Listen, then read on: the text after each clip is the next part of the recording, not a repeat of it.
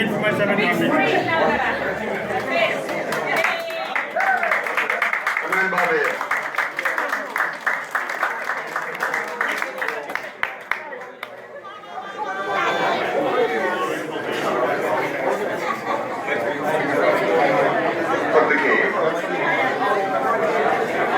Get them all in. Huh? We'll get them all in. I should just to give them a tribute.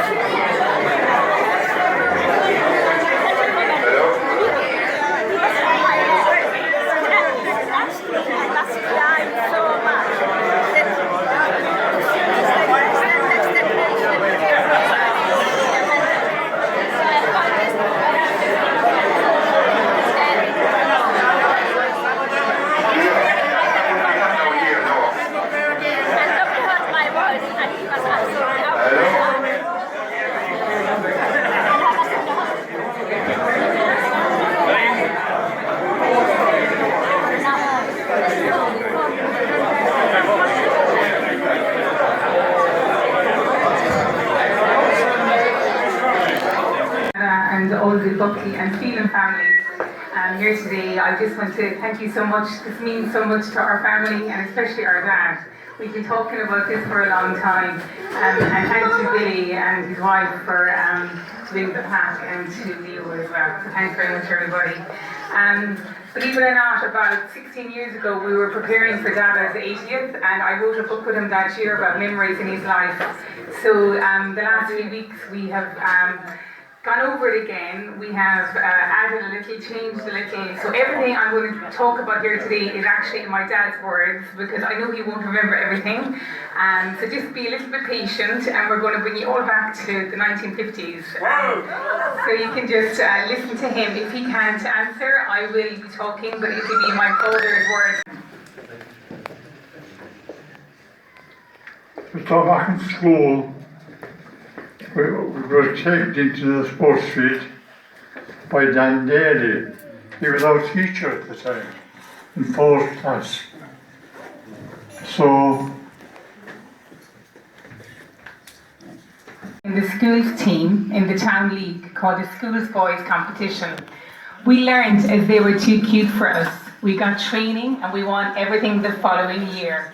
We were bigger, stronger, older and wiser. So the next question is to Dada.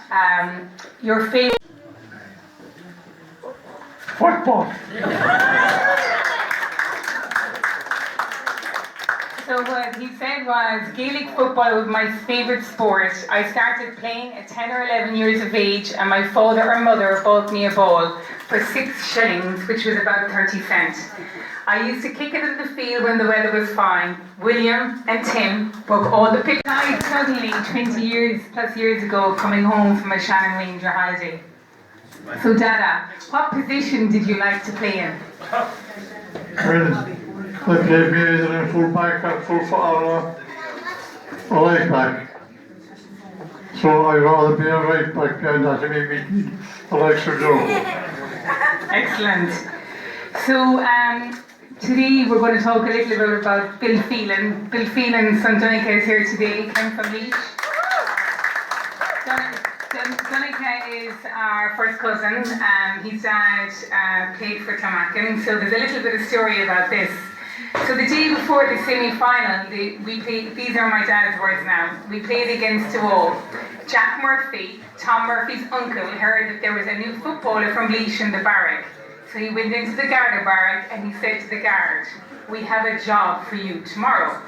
Bill Phelan, consequently after married my sister Josie, he filled the shoes that day of the right full forward, and he also played on the day of the North Kerry final against Tarbert when we beat them. Bill had no official paperwork for the semi-final, but he did for the final. So thank you for representing the Phelan family today. Dada, what was it like to win the North Kerry 1954 championship? Well, no, it was a sweet dream, sweet thought. We traveled by it since we started to go to school.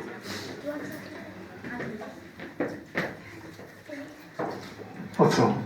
I continue on for you. He said it was a dream. Every chance I got, I used to run. I'd get up in the morning, I'd get the cows, and I'd run with my Wellingtons on. We used to train in Monty Leahy's field, about 20 of us. Joe Shanahan, you see, was the captain. My position was never doubted. We had a team meeting on the Friday night. We all wanted to bring home the cup. There wasn't a team there for a few generations before us. The match was in Tarbert. My sister Sheila was the driver. Tim, William, my brothers, Peggy, Mary, and Josie, my sisters, were all in the car. As you can see, Dada likes his style. He also wore his suit to the match, but they got changed up against the day. We were able to run for the whole hour. The man I marked that day, Coleman, didn't score. He smiles. He says, I don't want to be praising myself.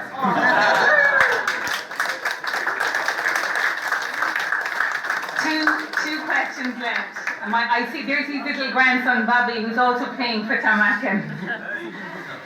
How did you celebrate? We came in very well. And we got to help the young men who would follow today, would do the very same thing. Thank you very much.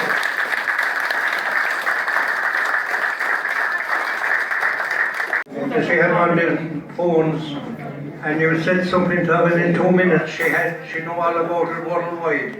And I was thinking of the time in my office when the person in the post office would come out and they'd be looking for a young fella with a bicycle, and they'd give him £6 to take a phone message out the country. Somebody be after dying or somebody sick in hospital, and they'd give him £6 to run out the country with the telegram. Now what a change. So that's it. God bless.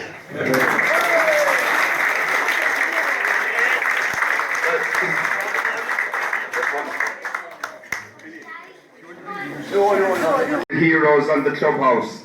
These men were my heroes when I was going to school in Clounmacon. Over the years I worked with most of them and they treated me as I was the parish priest. One thing I will never forget is their mothers making apple pies and lovely griddled bread on the open fire. Remembering things were much different 70 years ago than they are today, as there was no ESB and everything was done by hand. Milking cows, cutting tough, saving hay and setting big gardens. These men made time for playing football, even though they had no sports field of their own, and had to walk or cycle to where they would be training. These men did not just play football, but they met and they beat the best in North Kerry, and laid the foundation for this great club you have today, including a top-class referee and a brilliant ladies football team. To their wives, children and grandchildren, you can be proud of what these men achieved 70 years ago, and always be proud to wear the black and amber. I am delighted that my friend and neighbour Bobby Buckley is here today to unveil this plaque and reveal the names of his teammates and become Kingpin of North Kerry 70 years ago. Remember, these men support the Clounmacon through thick and thin over the last 70 years in every way they could, because they were proud of the black and amber. So don't forget the past, as it's the past we learn from. Thanks to Leo for a job well done. I wish everybody a happy and healthy future. Billy Maloney. Thanks, Billy.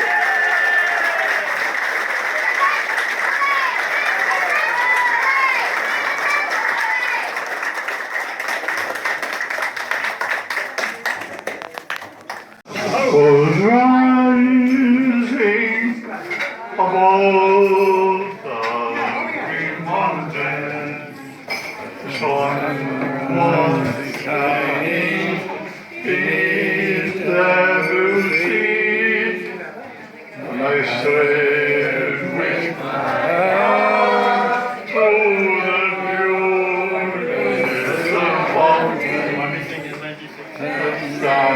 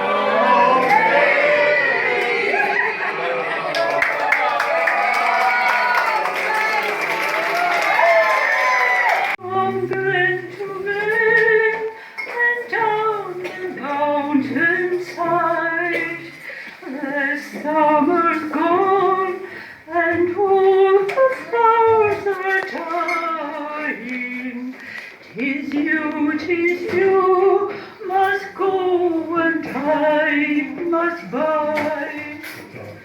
But come you back when summer's in the meadow, or when the vines hush and white with snow. As I'm beneath in sunshine or in shadow, oh Daddy boy, I love you so. Over me in these last few days, I've been afraid that I might drift away. I've been telling old stories, singing songs that make me think about where I come from. That's the reason why I seem so far away today. Oh, let me tell you that I love you, and I think about you all the time. Caledonia, you're calling me, now I'm going home.